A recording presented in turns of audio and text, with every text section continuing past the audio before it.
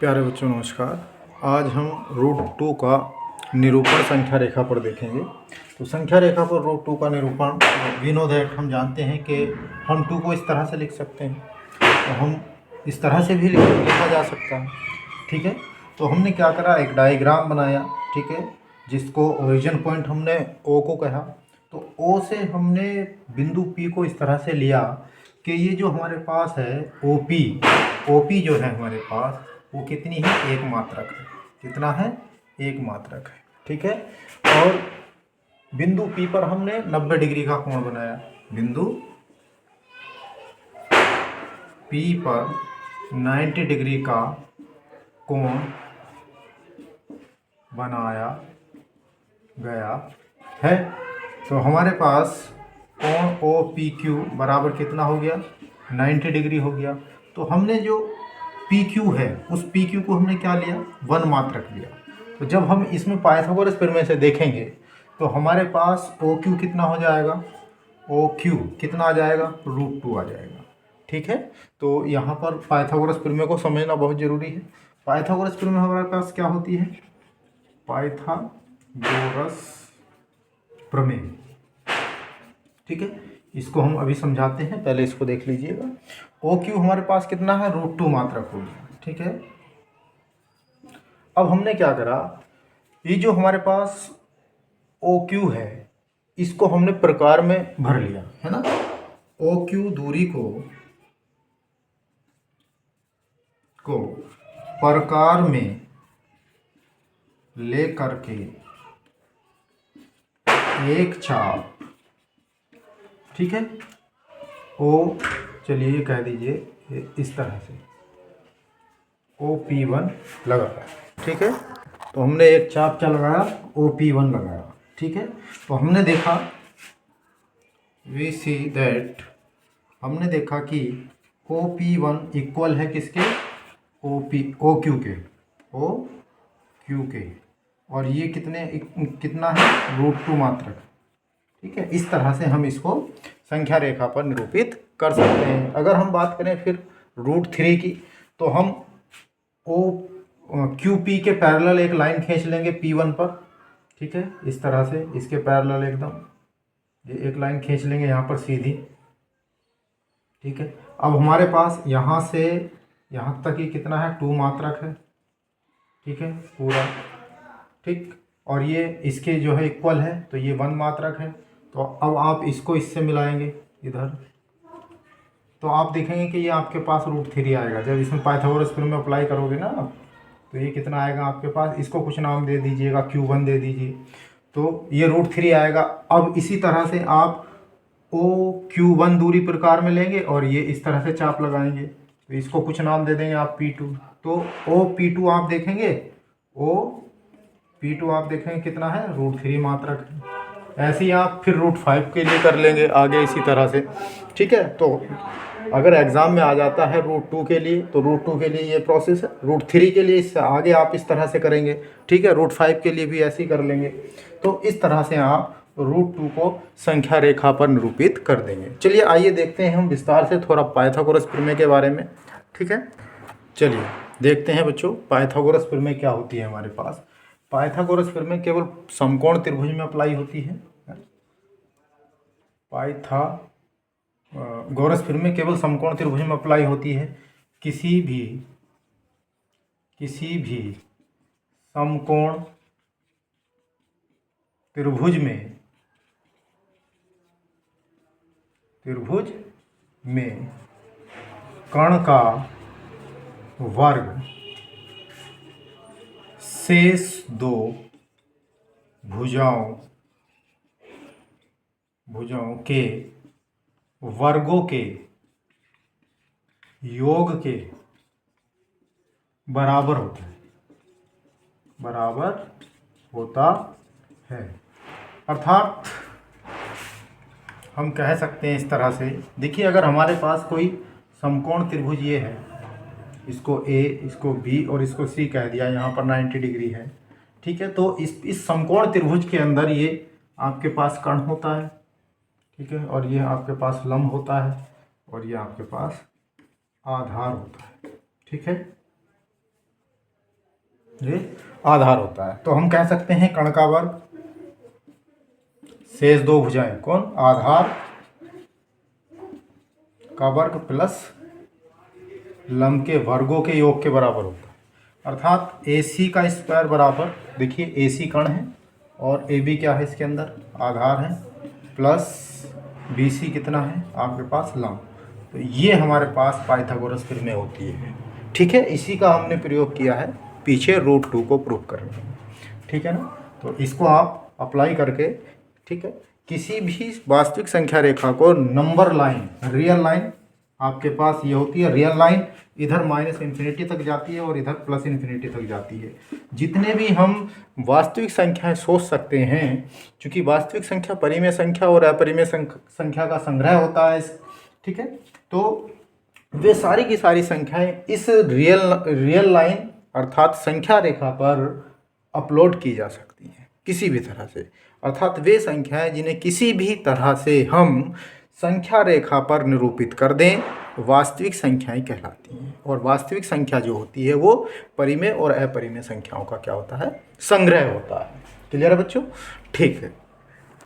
और इस पाइथागोरस प्रमेय को हम केवल और केवल समकोण त्रिभुज में अप्लाई करते हैं। ठीक है, तो ये बात ध्यान देने वाली है, केवल समकोण त्रिभुज में ही पाइथागोरस प्रमेय का उपयोग किया जाता है। ठीक है बच्चों, इसी प्रकार से आप √3 और √2 को भी इस कर सकते हो आगे। ठीक है, कैसे हमें संख्या रेखा पर √3 और √5 को अपलोड करना है वो आपको मैंने अभी बताया है। अगर कोई दिक्कत आती है तो आप कमेंट में लिख सकते हैं, मैं उस पर अलग से फिर से वीडियो बना दूँ। चलिए बच्चों, एक क्वेश्चन और देखते हैं। ठीक है, संख्या रेखा पर √9.3 का निरूपण करना। ठीक है, तो सर्वप्रथम हमने क्या किया, AB एक रेखा खींची जिसको हमने 9.3 मात्रक लिया है, और इस B को हमने बिंदु C तक बढ़ाया और BC को हमने 1 मात्रक लिया है। ठीक है, कितना लिया है, 1 मात्रक। अब हम क्या करेंगे, इस AC का जो हमारे पास AC है, AC का मध्य बिंदु O है ना, O है, जहाँ हमने OC को कितना लिया है, OC को लिया है हमने, देखिए AC का मध्य बिंदु है यानी कि 9.3 + 1/2, तो ये कितना निकल के आएगा, 10.3/2। ठीक है, ये आएगा हमारे पास। जब हम इसको डिवाइड करेंगे, जब हम इसको 2 से डिवाइड करेंगे तो ये आएगा 5.15। ठीक है, इतना मिल जाएगा आपके पास। ठीक है ना। चलिए, तो आगे हमने क्या करा, इतना मात्रक हमारे पास आ चुका है OC, तो OC को हमने क्या लिया, रेडियस मानते हुए OC को त्रिज्या लेकर O को केंद्र मानकर अर्धवृत्त हमने खींच दिया। तो अर्धवृत्त खींच दीजिए इस तरह से। ठीक है, अब बिंदु B पर है ना 90 डिग्री का कोण बनाया। तो चलिए बना लीजिए इस तरह से,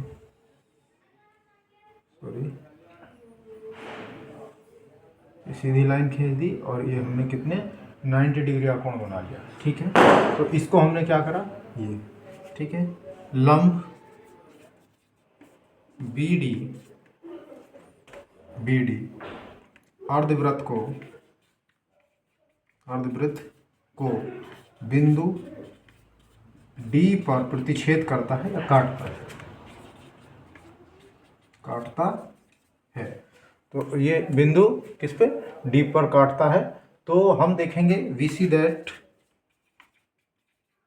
हमने देखा कि हमारे पास जो BD है वो आ गई हमारे पास स्क्वायर रूट में 9.3। ठीक है, अब हम करेंगे प्रकार में, ये हम दूरी भर लेंगे, ये जो हमारे पास आया ये आया 9.3। अब प्रकार में हम BD दूरी भर लेंगे। ठीक है, BD को त्रिज्या लेकर के एक चाप लगाएंगे। ठीक है, अब प्रकार में बी डी त्रिज्या लेकर के, ठीक है, एक चाप, ठीक है, इस तरह से ये लगा दिया। इसको हमने कुछ नाम दे दिया, चलिए इसको कह दीजिए पी नाम दे दिया, है ना। एक चाप लगाया, जो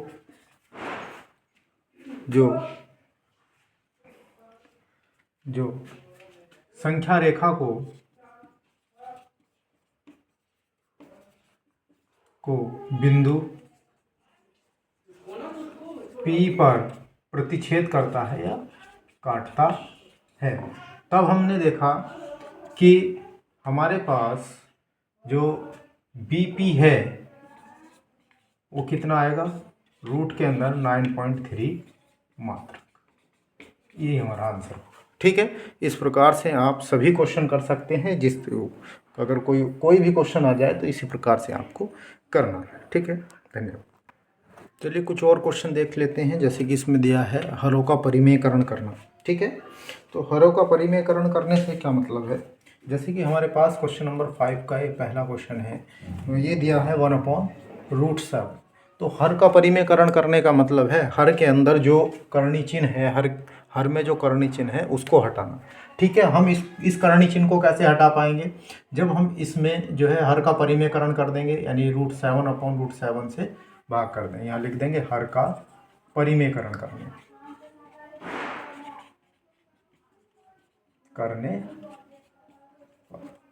चलिए हर का परिमेयकरण कर देते हैं, तो कितना आएगा, √7/7। बस ये आंसर होगा। देखिए हर में सब कर्णी चिन्ह हट गया है, बस यही करना है, हर क्वेश्चन में यही करना है। जैसे एक क्वेश्चन और है, देख लीजिएगा। इसमें ये क्वेश्चन दिया है 1/√7 - √6, ठीक है। तो हर का परिमेयकरण कर दीजिए, हर का परिमेयकरण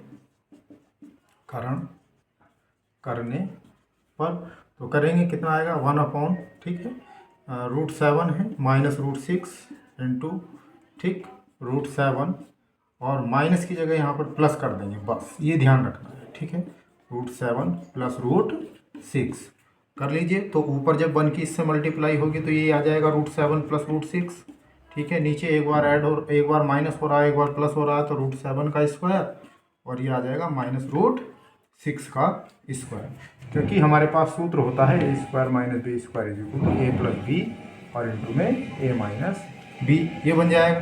तो इसको सॉल्व करेंगे तो ये √7 + √6 अपॉन √7 का स्क्वायर 7 आ जाएगा, -√6 का स्क्वायर 6 आ जाएगा।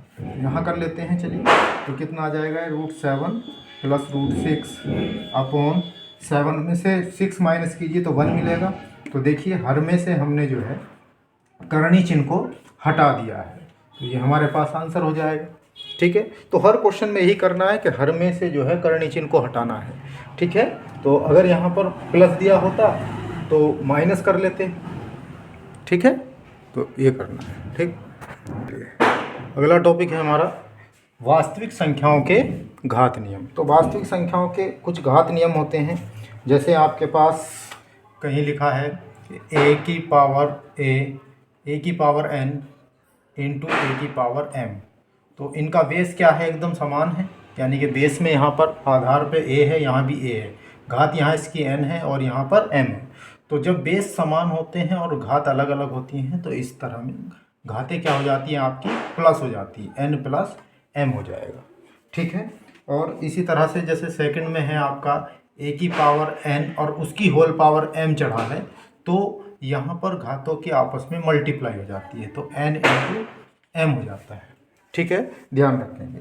एक क्वेश्चन ये है। इसी तरह से नेक्स्ट फार्मूला है इसका, ठीक है, थोड़ा ध्यान रखना है, बस और कुछ नहीं। a की पावर यहाँ पर यदि m है और यहाँ पर n है, तो नीचे वाले को जब हम ऊपर लेके जाएंगे तो a की पावर यहाँ पर m, और जब इसको ऊपर लेके जाएंगे तो इसकी पावर क्या हो जाएगी, ये माइनस में हो जाएगी, ठीक है।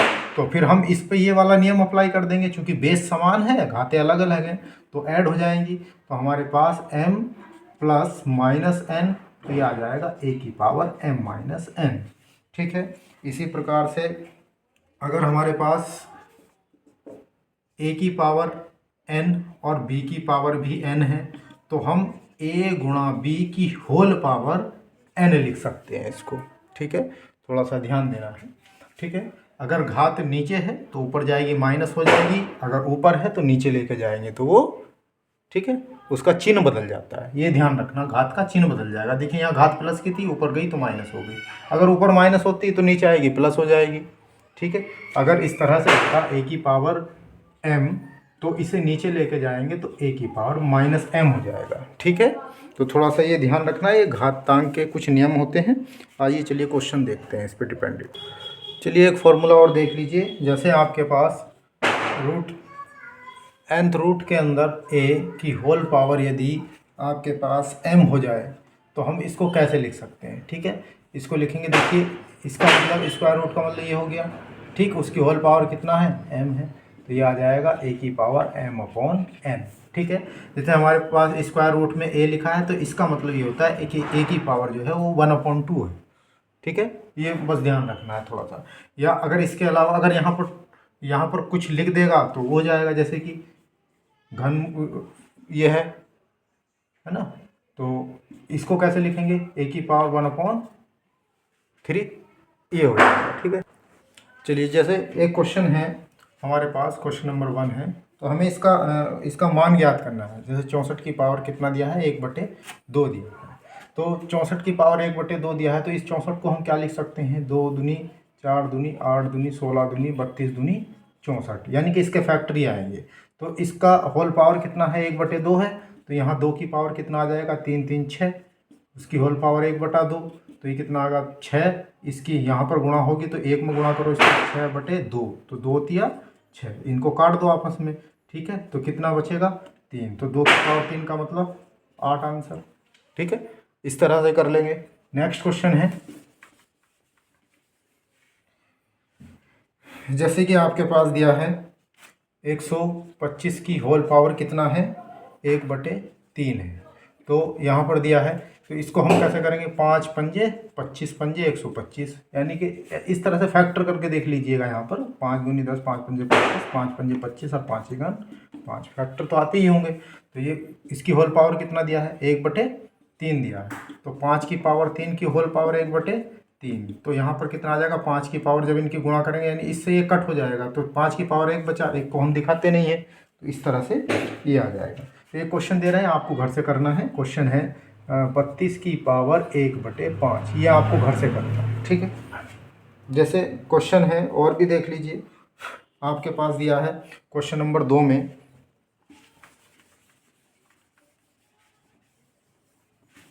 क्वेश्चन नंबर 2 है, ये दिया है 9 की पावर 3/2, तो पहले 9 के फैक्टर कर लीजिए, 3 तिया 9, और उसकी होल पावर कितना 3/2, तो ये आ जाएगा 3 की पावर 2 और उसकी होल पावर 3/2, तो ये इससे कट जाएगा तो 3 की पावर 3, यानी कि 3 तिया 9 तिया 27, यानी 3 की 3 बार गुणा, 3 की पावर 3 का मतलब है 3 की 3 बार गुणा, तो 3 तिया 9 तिया 27, तो इस तरह से आपके पास ये आ जाएगा। ठीक है, इसी प्रकार से आपके पास क्वेश्चन है दूसरा है 32 की पावर 2/5 है। ठीक है, 32 की पावर 2/5, तो इसको सॉल्व कर लेते हैं। तो 32 के फैक्टर करेंगे तो कितना आएगा, 2 की पावर 5 आएगा ना, ऐसे कर लेंगे, 2 एकम 2, 2 छंग 12, फिर 2 अट्ठे 16, फिर 2 से करेंगे 2 चौक 8, फिर 2 से करेंगे 2 दूनी 4, फिर 2 से करेंगे 2 एकम 2, तो कितने हुए, 2 2 4 1 5, यानी कि 2 की पावर 5 की होल पावर 2 कितना है 5, इस 5 से ये 5 कट हो जाएगा।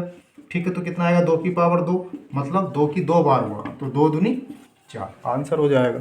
तो इस तरह से आप ये क्वेश्चन भी कर लेंगे। ठीक है, ये क्वेश्चन हम आपको करने के लिए दे रहे हैं, आप करिएगा। ठीक है, ये क्वेश्चन है 16 की पावर 3/4, ये आपको खुद करना है। ठीक है, एक क्वेश्चन मैं करा देता हूँ। ये है 125 की पावर माइनस का 1/3। ठीक है, तो इसको करेंगे, कैसे करेंगे, तो इस 125 के फैक्टर कर लेंगे। भाई 125 के फैक्टर 5 की घात 3 होगा, यानी 5 दूनी 10 है ना, और 5 एकम 5। ठीक, सॉरी 5 दूनी 10 और 2 बचा, 5 पंजे 25, फिर 5 पंजे 25 और 5 का 5, तो 5 की घात कितना आ जाएगा 3, और उसकी होल घात कितना है -1/3। तो देखिए इस 3 से ये 3 कट हो जाएगा तो 5 की घात -1 बचेगा। तो अब इसको नीचे लाएंगे तो 1/5 हो जाएगा, क्योंकि हमने पढ़ा था ए की पावर ये कहीं पर ऐसे लिखा है तो इसको नीचे लेके जाएंगे तो वो प्लस की पावर इस तरह से हो जाएगी, यानी कि ए की पावर -n बराबर 1/a की पावर n। तो इस तरह से कर लेंगे तो ये आंसर हो जाएगा। ठीक है, इसी प्रकार से और भी क्वेश्चन देख सकते हैं। तीसरा क्वेश्चन देखिए, क्वेश्चन नंबर 3। ठीक है, क्वेश्चन नंबर 3 जैसे 2 की पावर लिखा है 2/3 इंटू 2 की पावर 1/5। तो आइए इसको कैसे करते हैं। देखिए बेस सेम है तो घातें क्या हो जाएंगी, आपस में जुड़ जाएंगे, तो 2 की पावर आ जाएगा 2/3 प्लस 1/5। तो इन्हें जोड़ लीजिए, तो 3 पंजे 15, तो 2 की पावर इनका 15 एलसीएम हो गया, तो 5 दूनी 10 प्लस के ये कितना आ जाएगा 3, तो 2 की पावर 13 कितना आ जाएगा 15 आंसर हो जाएगा। ठीक है, इस तरह से आप बच्चों एलसीएम लेना तो जानते होंगे। यहाँ पर एलसीएम कैसे लिया गया है, जैसे कि हमें ये था 2/3 था और प्लस 1/5 था, तो इनका एलसीएम इनका एलसीएम लेंगे तो 3, 5 इधर से 3 और ये 5, और यहाँ से 5 से काट दीजिए, ये 1 टाइम। ठीक है, इन दोनों ही गुणा कर दीजिए, 3 और 5 के कितना आ गया 15। तो ये एलसीएम हो गया, क्या हो गया एलसीएम। तो जो एलसीएम लिया जाता है वो पदों से क्या करता है, गुणा करता है। इसमें पहला पद क्या है 2/3, इसकी गुणा कीजिए 15 से, तो ये कितना आ जाएगा 3 पंजे 15, इस 5 की 2 में गुणा कर दी, तो 2 गुणा 5 यानी कि कितना 5 दूनी 10। तो हमने क्या लिखा यहाँ पर 10 लिखा। ठीक है, फिर प्लस लग रहा था प्लस लगाया। दूसरा पद क्या है 1/5, गुणा कीजिए किससे 15 से, तो 5 दिया 15, तो ये आ गया 1 गुणा 3, ये 3 टाइम कटेगा, तो कितना आएगा 3 तो हमने यहाँ पर 3 लिखा, एलसीएम 15 था, इन्हें जोड़ा तो 10×3 13/15 यानी आंसर हो गया। ठीक है, इस तरह से हम करेंगे। अब नेक्स्ट क्वेश्चन और भी देख लेते हैं, इसमें और भी क्वेश्चन है इसी प्रकार। नेक्स्ट क्वेश्चन है इसमें 1/3 की पावर 3 और उसकी होल पावर कितना है 7 है। चलिए तो ये कितना होगा, देखिए इसका मतलब ये है कि ये इस 1 पर भी है और इस पर भी है, तो 1 की पावर 7 कर लें, चाहे जितना कर लें 1 ही मिलने वाला है, और 3 की पावर ये 3 है, उसकी होल पावर 7 हो जाएगा, तो 1 ये कितना आ जाएगा 3 की पावर 3 गुणा 7, तो कितना आ जाएगा ये 3 है।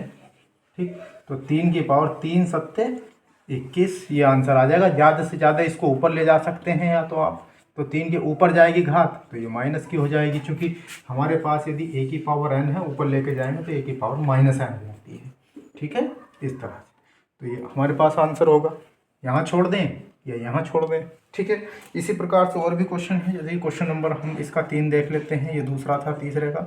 ठीक है, ये दिया है 11 की पावर 1/2 बटे 11 की पावर 1/4, तो इसको ऊपर ले जाइए तो 11 की पावर 1/2, और ऊपर ले जाएंगे तो 11 की पावर कितना आ जाएगा, तो ये कितना ऊपर लेके जाएंगे तो 1/-1/4 हो जाएगा, तो ये कितना हो जाएगा 11 की पावर। देखिए बेस सेम है तो घातें क्या हो जाएंगी आपस में जुड़ जाएंगी, मल्टीप्लाई में है तो प्लस का माइनस हो जाएगा 1/4, तो इनको आपस में सेपरेट कर लीजिए, तो 11 की पावर यहाँ पर 4 एलसीएम आ गया, तो कितना आ जाएगा 2 माइनस का 1। ठीक है, इसी तरह से जैसे एलसीएम लेना अभी हमने पीछे बताया था आपको, तो ये कितना बनेगा 11 की पावर 1/4 आंसर आ जाएगा। ठीक है, तो ये हमारे पास आंसर होगा इस तरह से। और भी क्वेश्चन देखिए, चौथा क्वेश्चन देख लीजिए तीसरे का। तो इसका चौथा क्वेश्चन है जैसे कि 7 की पावर 1/2 इंटू 8 की पावर है 1/2। अब बेस तो सेम है नहीं, लेकिन इनकी जो घातांक है वो सेम है, तो जब घातांक सेम होती है, a की पावर यहाँ n हो गुणा b की पावर यहाँ n हो, तो हम a गुणा b और उसकी होल पावर क्या कर देते हैं n कर देते हैं, तो इसको लगाइए अप्लाई कीजिए, तो 7 × 8 की होल पावर 1/2, तो कितना हो जाएगा 7×8 56, तो उसकी होल पावर 1/2, ये आंसर आ जाएगा। तो इस तरह से आप कर सकते हैं। ठीक है, तो ज़्यादा से ज़्यादा फैक्टर कर सकते हैं, स्क्वायर रूट से जो चीज़ बाहर निकल रही है उसको बाहर ले सकते हैं। ठीक है, तो ये आ जाएगा आपके पास 2 दूनी 4 दूनी 8 7 56 स्क्वायर रूट के अंदर। ठीक है, स्क्वायर रूट के अंदर 2 का पेयर बनता है, तो ये 2 बाहर आ जाएगा, और स्क्वायर रूट के अंदर 7 दूनी 14 की होल पावर 1/2, या तो यहाँ छोड़ सकते हैं, वैसे तो ये बेटर है। यहाँ पर आंसर इसका छोड़ सकते हैं, ठीक है। यहाँ पर संख्या पद्धति हमारी ख़त्म हो जाती है। और देखिए इसको बारीकी से और भी समझा जा सकता है, बहुत सारी चीज़ें हैं इसके अंदर बताने के लिए, ठीक है। चलिए मैं एक बार फिर थोड़ा सा जो है रियल लाइन पर जो है चर्चा कर लेता हूँ। देखिए हमारे पास ये रियल लाइन होती है, हमने ये बताया था, इधर माइनस इन्फिनिटी जाती है और इधर क्या जाती है, प्लस इन्फिनिटी। इसके मिडिल में जीरो होता है, इधर आपके 1 2 3 है ना, अप टू डॉट डॉट इधर ऐसे चलते हैं, इधर -1 -2 और इधर ये -3 ऐसे चलता जाता है, ठीक है। देखिए हमने कोई भी संख्या सोची, कोई वास्तविक संख्या हमने सोच ली, ठीक है, वो काल्पनिक संख्या नहीं होनी चाहिए, कॉम्प्लेक्स नंबर नहीं होना चाहिए। कॉम्प्लेक्स नंबर जो है उसके लिए अलग प्लेन होता है, वो अलग जो है रिप्रेजेंट की जाती है आर्गन प्लेन पर, ठीक है। हम यहाँ पर केवल वास्तविक संख्याओं का निरूपण के बारे में बात कर रहे हैं। अगर हमें वास्तविक संख्या, अपने मन में हम कोई वास्तविक संख्या ले लेते हैं, मान लीजिए कोई भी ले लें, XYZ कुछ भी, जैसे कि हमने 2.3 लिया, ठीक है, तो 2.3 2 से इधर यहाँ पर, ठीक है। तो ये जितनी भी संख्याएं हैं जो आपको दिख रही हैं, जो मैंने इस पर लिखी हैं, ये परिमेय संख्याएं हैं, लेकिन इनके बीच में यहाँ से यहाँ तक पॉइंटों में भी संख्याएं हैं। अगर आप देखेंगे सूक्ष्मदर्शी से बारीक, यानी कि भाई यहाँ से अगर यहाँ तक की बात करें तो इसके अंदर कहीं ना कहीं 2.8 भी रहा होगा, 2.3 भी रहा होगा, है ना, 2.99999 है ना, अप टू डॉट डॉट ये भी रहा होगा जस्ट 3 से पहले, ठीक है। तो जितनी संख्याएं हम वास्तविक संख्या सोच सकते हैं वो सब की सब इस पर संख्या रेखा पर जो है लाई करती हैं। इसको हम रियल लाइन भी बोलते हैं, रियल लाइन भी बोलते हैं, इसको हम संख्या रेखा भी बोलते हैं, ठीक है। ये सब इसी का ही नाम है, संख्या रेखा, रियल लाइन, ठीक है, वास्तविक संख्या, ठीक, वो सॉरी वास्तविक रेखा, सब यही है। तो आप देख सकते हैं यहाँ पर कहीं ना कहीं यहाँ पर -1.99 भी रहा होगा, तो -1.99 कहाँ आएगा, ये इधर कहीं आएगा, यहाँ पर -2 से जस्ट पहले थोड़ा सा, ठीक है। 0.00000001 भी कहीं होगा, 0.001 कहीं, 0 से थोड़ा सा इधर को रहा होगा, थोड़ा सा इधर को, ठीक है। सूक्ष्मदर्शी से देखेंगे तो कहीं ना कहीं ये आपको मिलेगा, इस रेखा पर कहीं ना कहीं आपको मिलेगा। तो थोड़ा सा इसको डीपली पढ़िए, क्योंकि आगे चल करके ये रियल लाइन जो है आपको बहुत काम देने वाली है। तो इसको अच्छे से पढ़ लीजिए, बारीकी से पढ़ लीजिए, ठीक है। जैसे कि हमने आपको परिमेय संख्या बताया, उसको Q से रिप्रेजेंट करते हैं उसके सेट को, ठीक है, और अपरिमेय संख्या के सेट को T से रिप्रेजेंट करते हैं, नेचुरल नंबर के सेट को N से रिप्रेजेंट करते हैं, और होल नंबर को W से, है ना। ये सारे नोटेशन और ये क्या कौन कौन सी संख्याएं इसके अंतर्गत होती हैं वो सारी आपको याद कर लेनी है, क्योंकि आगे चल करके आपको जो है इन चीज़ों को बारीकी से पढ़ना पड़ेगा, ठीक है। क्योंकि कक्षा 11 में भी सेट थ्योरी है, वहाँ भी इसका जो है बहुत उपयोग होता है, वहाँ भी आपको इसको पढ़ना पड़ेगा, ठीक है। ध्यान से पढ़िएगा, ओके, क्लियर, थैंक यू।